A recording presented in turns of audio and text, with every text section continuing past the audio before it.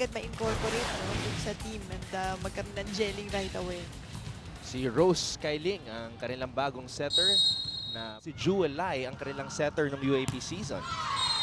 Basa. Geyser. Binigay kay Tiamzon. Alusot ang bola. Board. 4-1. Ang ating talaan ngayon. Molde with a cross-court attack. Puntos para sa UP. Sa Molde also playing well. Magandang opportunity ito para magpakita. Levina with a sharp tip. Levina once again. Kanina rin, nakapuntos na siya. And another point. Itong Iriga. Parang mas nakikita mo ngayon, meron silang game plan against UP.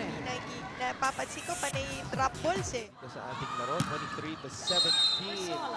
Legion Volleyball.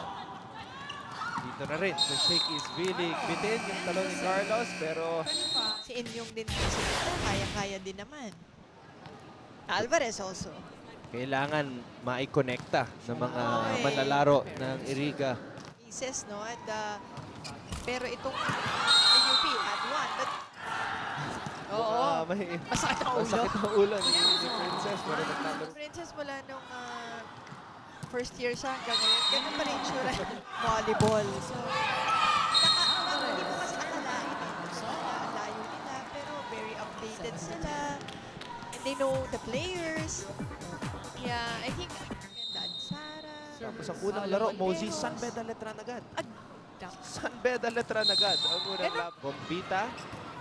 Balik dito sa panig ng UP. Running attack para kay Layog. Sarado ang pintuan. Puntos para sa Iriga City. You know, At syempre, Laura Liman kasama rin natin at courtside. Backset ni Cabriana kay Enyo. akala na UP wala na. Bombita! Bombita. Pakawalan na naman ng isang bomba. 3. Lady Ramos. Take a look at this one. Bro, Cabriana. Binigay kay Alvarez. Cross court. You know, Iriga has been 7-0. scoring from those cross-court hits. Slow start in set number 2. Alvarez. There you go, Alvarez. This time, 9-10. targeting zone 1.